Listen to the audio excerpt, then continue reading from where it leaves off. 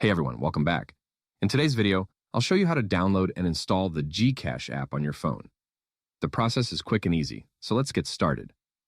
First, make sure your phone is connected to the internet using Wi-Fi or mobile data. If you're using Android, open the Google Play Store. If you're using an iPhone, open the App Store. Next, tap the search bar at the top and type in GCash. From the search results, select the official GCash app to make sure you're downloading the correct one.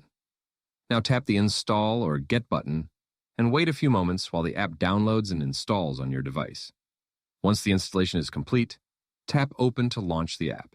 From there, you can sign into your existing account or create a new one by following the instructions on the screen. GCash lets you send money, pay bills, buy load, and manage payments directly from your phone. So it's a really useful app to have installed. And that's it. That's how you can download and install the GCash app on your device. If you found this tutorial helpful, don't forget to like the video and subscribe for more easy tech tutorials.